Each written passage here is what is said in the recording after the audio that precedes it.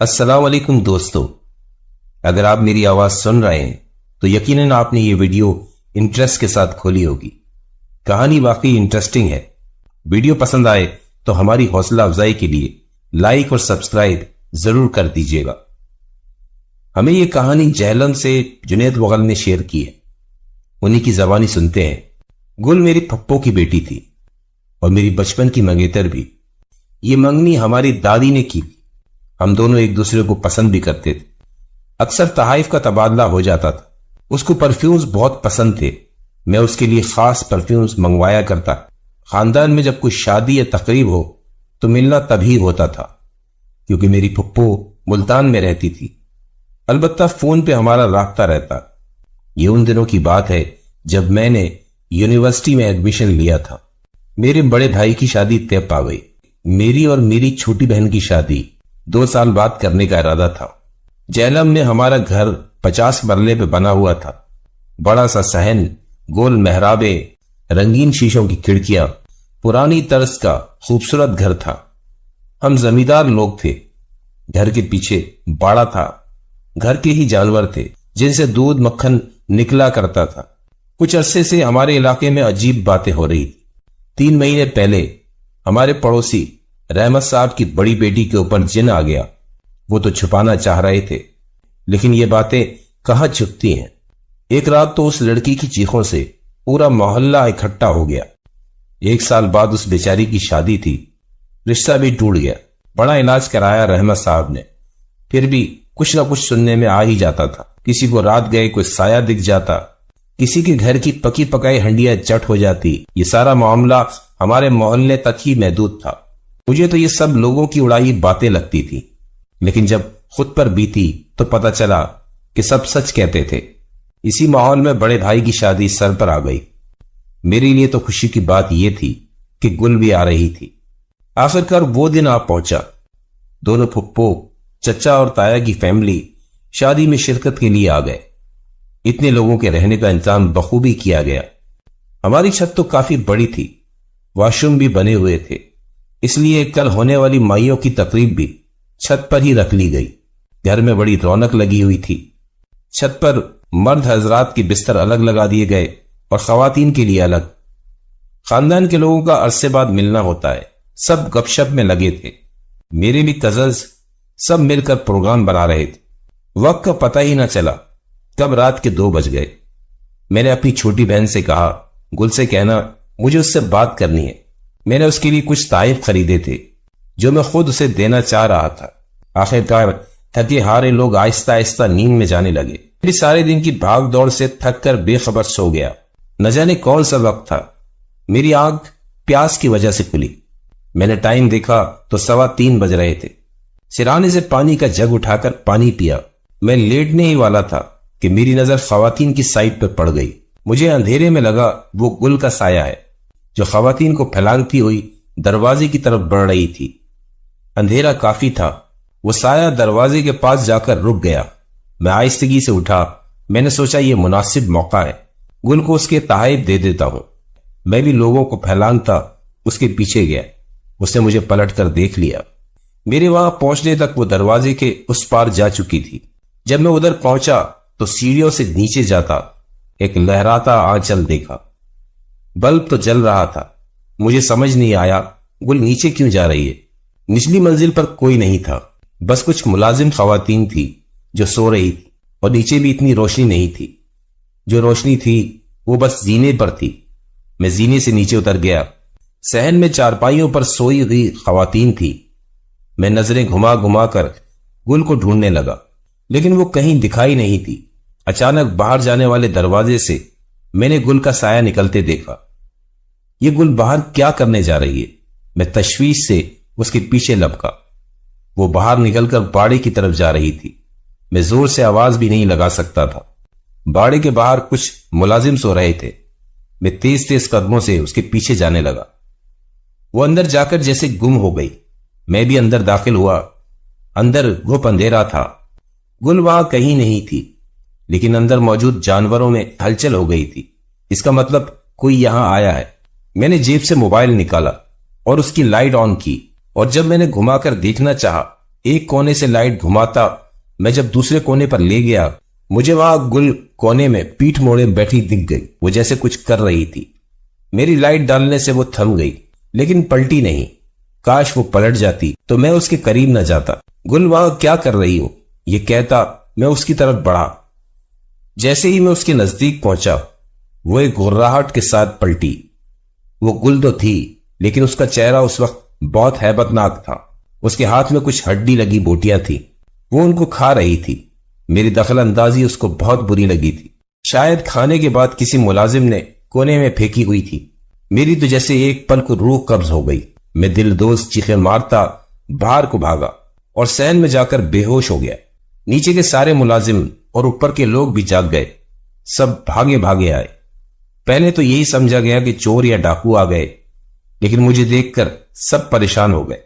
آدھے گھنٹے بعد مجھے ہوش آیا۔ مجھ پر ابھی بھی خوف طاری تھا۔ اطراف میں فکر مند چہرے دکھ رہے تھے، ان میں مجھے جیسے ہی گل کا پریشان چہرہ دکھا، میری حالت غیر ہو گئی۔ سب مجھ سے پوچھ رہے تھے کہ کیا ہوا تھا۔ میں گل کا نام لینا نہیں چاہ رہا تھا۔ پہلے میں خود یہ سب سمجھنا چاہتا تھا، اس لیے میں نے یہی کہا مجھے کوئی سایہ دکھا تھا۔ سب لوگوں میں خوف پھیل گیا۔ شادی والا گھر تھا۔ ابا نے سب کو تسلی دی کہ یہ اتنی بڑی بات نہیں ہے۔ سارا ہجوم تتر بتر ہو گیا، سب واپس اوپر چلے گئے۔ اماں میرے لیے گھر میں رکھا آب زمزم لے آئی، مجھے پلوایا۔ میں بھی بہتر محسوس کر رہا تھا۔ اماں آپ چلیں، میں آ رہا ہوں۔ اماں کو بھیج کر میں اپنے کزن گڈو کے ساتھ اوپر جانے لگا۔ ہم سیڑھیاں چڑھ ہی رہے تھے کہ پیچھے سے گل کی آواز آئی، جنید تم ٹھیک تو ہو؟ میں نے پلٹ کر دیکھا، وہ میری چھوٹی بہن کے ساتھ کھڑی تھی۔ خوف پھر سے حاوی ہو گیا۔ اس کی طرف بغیر دیکھے، بغیر کچھ کہے، میں تیزی سے اوپر چڑھ گیا۔ گڈو، گل اور میری بہن شازیہ وہ حیرت سے ایک دوسرے کو دیکھنے لگے۔ صبح مجھے تیز بخار چڑھ گیا۔ جو منظر میری آنکھوں نے دیکھا وہ جیسے دماغ پر جم سا گیا تھا۔ دوا لے کر میں لیٹ گیا۔ آج مائیوں کی تقریب تھی۔ صبح سے ہی افراتفری لگی ہوئی تھی۔ شام تک طبیعت بحال ہو گئی۔ میں بھی تیار ہو کر چھت پر آ گیا۔ بڑی خوبصورت سجاوٹ تھی۔ مجھے دیکھ کر سب خوش ہو گئے۔ گل مجھے کچھ خفا خفا سی لگی، لیکن اس وقت میں اس کی طرف دیکھنا بھی نہیں چاہتا تھا۔ تقریب بڑی شاندار رہی۔ رات گئے، پروگرام ختم ہوا۔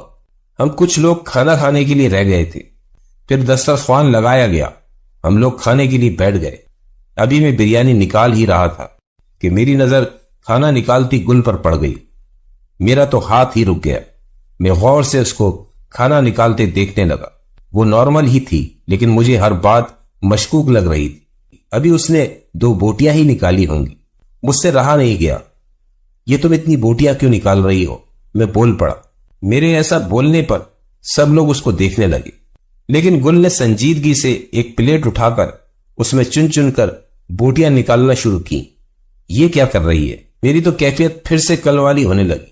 ایسا لگ رہا تھا کہ گل پر کل والا بھوت پھر آنے والا ہے۔ لو یہ ساری تم ٹھوس لو۔ بھری بوٹیوں کی پلیٹ وہ میرے آگے پٹک کر چل دی۔ گڈو نے مجھے کوہنی ماری۔ جنید بھائی، یہ آپ نے کیا کر دیا؟ گل آپا ناراض ہو کر چلی گئی۔ اب مجھے بھی اندازہ ہوا کہ میں زیادتی کر گیا۔ اگر کل کوئی بھوت اس کو چمٹ بھی گیا تھا تو اس میں اس کا کیا قصور تھا؟ میرا بات چھپانے کا مقصد بھی یہی تھا۔ اماں بہت وہمی تھی۔ وہ پھر کبھی بھی میری شادی گل سے نہیں کریں گی۔ مجھے اس مسئلے کا حل نکالنا تھا، نہ کہ بات بگاڑنی۔ شازیہ نے گل کو جا کر کھانا کھلا دیا۔ میں اسی فکر میں تھا کہ اس مسئلے کا حل کیا ہو۔ چھت پر پھر کل کی طرح بستر لگا لیے گئے۔ آج سب جلد ہی سو گئے۔ ابھی رات کا 1 ہی بجا ہوگا۔ میں بھی سو گیا۔ کل کی طرح میری آنکھ پھر سے کھل گئی۔ اس بار میں پیاس سے نہیں اٹھا۔ ایسا لگ رہا تھا کسی نے میرے پاؤں کے تلووں میں گدگدی کی ہے۔ میں ایک دم جاگ گیا، لیکن اٹھ کر نہیں بیٹھا۔ چادر کی آڑ سے میں اطراف کا جائزہ لینے لگا۔ آج سب بے خبر سو رہے تھے۔ مجھ سے 2 ہاتھ کے فاصلے پر چچا محمود سو رہے تھے۔ ان کے سرہانے جیسے کوئی بچہ بیٹھا تھا۔ مجھے یہی لگا کوئی گھر کا ہی بچہ ہے، شرارت کر رہا ہے۔ میں دائیں طرف کروٹ لے کر دوبارہ سونے لگا۔ میرے دائیں طرف گڈو بے خبر سو رہا تھا۔ میرے دائیں طرف ہی چھت کے آخری سرے پر واش روم تھے۔ کوئی واش روم میں گیا تھا۔ دروازہ بند ہونے کی آواز تو آئی تھی۔ میں بلا ارادہ اسی طرف دیکھنے لگا۔ پھر جو میری آنکھوں نے دیکھا وہ ناقابل یقین تھا۔ واش روم کا دروازہ کھلا، وہاں سے آتی روشنی میں نے دیکھا وہاں سے گڈو نکل کر آیا ہے۔ اس نے باہر آ کر لائٹ آف کر دی اور پھر سے اندھیرا ہو گیا، لیکن گڈو تو میرے سامنے سو رہا تھا۔ میں یہ دیکھ چکا تھا۔ میں نے آنکھیں بند کر لی، میری گدگی بن گئی، قدموں کی آواز اب قریب آتی جا رہی تھی۔ میں سب محسوس کر رہا تھا۔ وہ میرے سر کے پاس سے گزر گیا اور چچا محمود کے پاس جا کر رک گیا۔ وہ آہستہ آہستہ چچا کو آواز دے رہا تھا، چچا اٹھیں، چچی نیچے بلا رہی ہے۔ میری پیٹھ تھی اس طرف، سب سنائی دے رہا تھا۔ وہ چچا کو اٹھا رہا تھا اور چچا اٹھ بھی گئے۔ میں پیٹھ موڑے اپنے سامنے گڈو کو سوتا دیکھ رہا تھا اور پیچھے سے اس کی آواز سن رہا تھا۔ چچا بڑبڑاتے ہوئے کھڑے ہو گئے، کیا ہو گیا، کیوں بلا رہی ہے، اور اس کے ساتھ چل پڑے۔ میں پلٹا، میں چچا کو گڈو کے ساتھ جاتے دیکھ رہا تھا۔ مجھے ان کو روکنا تھا کسی بھی طرح سے۔ میں زور زور سے چلانے لگا، سارے لوگ ہڑبڑا کر اٹھ بیٹھے۔ چچا محمود بھی بھاگ کر میرے پاس آئے اور وہ گڈو کہیں غائب ہو گیا۔ اب سب میرے گرد دائرہ بنائے مجھ سے سوال کر رہے تھے، آخر ہوا کیا تھا؟ کل بھی میں نے ان سب کو نیند سے اٹھا دیا تھا۔ میں نے ساری بات بتائی۔ پہلے تو یہ لوگ یقین نہیں کر رہے تھے، پھر گڈو سے پوچھا گیا، وہ بیچارہ تو سو رہا تھا، جبکہ چچا کا کہنا تھا گڈو ان کو نیچے لے جا رہا تھا۔ اب بات تشویش کی تھی۔ مجھے بھی سب سمجھ آ گیا تھا کہ کل رات گل نہیں تھی، گل کے روپ میں کوئی اور چیز تھی۔ پھر ابا بولے، بھائی یہ معاملہ سنگین ہے، ڈرانا یا ڈرنا تو چلتا ہے، یہ تو بندہ ہی لے کے جا رہے تھے، شادی والا گھر ہے، پرسوں بارات نکلنی ہے۔ اب ایک کام کیا جائے، لڑکے باری باری پہرا دیں گے تاکہ رات گزر جائے، صبح مولوی صاحب کو بلوائیں گے۔ لو جی، ابا نے ساری پنچایت ہی بھگتا دی۔ ابھی صبح ہونے میں کافی وقت پڑا تھا۔ ابا نے میری، گڈو، سلیم اور اصغر کی ڈیوٹی لگا دی کہ ہم پہرا دیں گے۔ ہم سب ہم عمر ہی تھے۔ سارے لوگ اپنے بستروں پر جا کر لیٹ گئے۔ ہم لڑکے دو دو کی ٹولیوں میں مرد حضرات کی طرف ہی بیٹھے تھے اور خواتین کی طرف دور سے ہی نظر رکھے ہوئے تھے۔ ہم نہیں جانتے تھے کہ ہمارے ساتھ کیا ہونے والا ہے۔ اب ان جنات کو یہ بات پسند نہیں آئی۔ انہوں نے تو ہمیں تنگ کرنا تھا، یا وہ پتہ نہیں کیا چاہ رہے تھے۔ سلیم کو واش روم جانا تھا، وہ واش روم چلا گیا۔ اصغر تو بیٹھا بیٹھا سو رہا تھا۔ میں اور گڈو آنکھیں ادھر ادھر گھمانے میں لگے تھے۔ ایسا لگا جیسے سفید سا سایہ لہراتا ہوا خواتین کے حصے کی طرف گیا۔ یہ سیکنڈوں میں ہوا جو میں نے دیکھا۔ میں نے گڈو سے پوچھا، کچھ دیکھا تم نے؟ گڈو پھنسی پھنسی آواز میں بولا، ہاں جنید بھائی، لیکن یہ بچے ہیں کس کے؟ کون سے بچے؟ اب میں نے جو پلٹ کر دیکھا، دو بچوں کا سایہ دروازے کے پاس اچھل کود کر رہا تھا۔ پتہ نہیں کس کے ہیں یار، سکون سے ہی نہیں بیٹھ رہے۔ مجھے لگ رہا تھا کہ یہ سایہ نارمل بچوں کا سایہ نہیں ہے۔ ہمارے دیکھتے ہی دیکھتے وہ سائے غائب ہو گئے۔ میں نے گڈو کو تسلی دی، چپ کر بیٹھے رہو، جو بھی تھا چلا گیا۔ رات گہری ہوتی جا رہی تھی، ہم پر نیند کا غلبہ ہو رہا تھا۔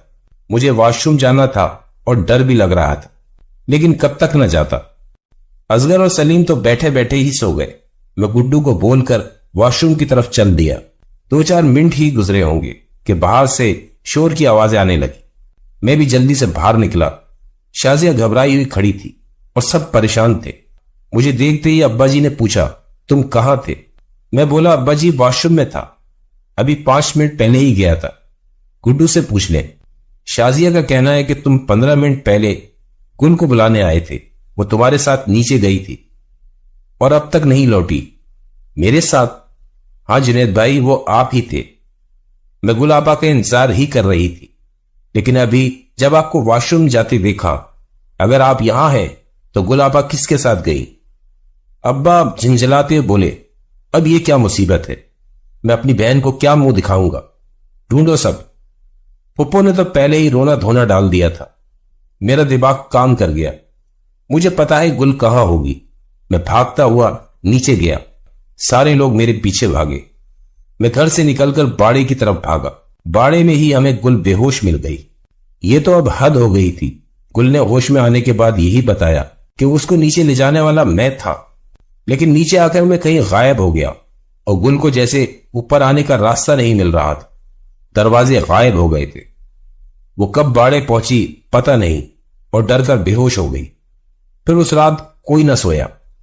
ابا نے صبح ہی مولوی صاحب کو بلوایا، انہوں نے دم درود کیا۔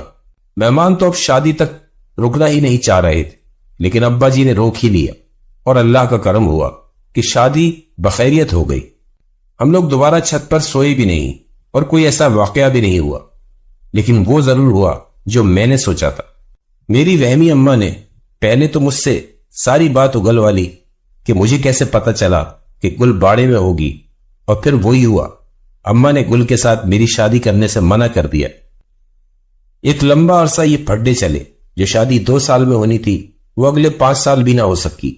اللہ کا شکر ہے ایک عرصے بعد جا کر اماں اس شادی کے لیے مان گئی، اور آخرکار میری شادی گل سے ہو ہی گئی۔ السلام علیکم دوستو، اگر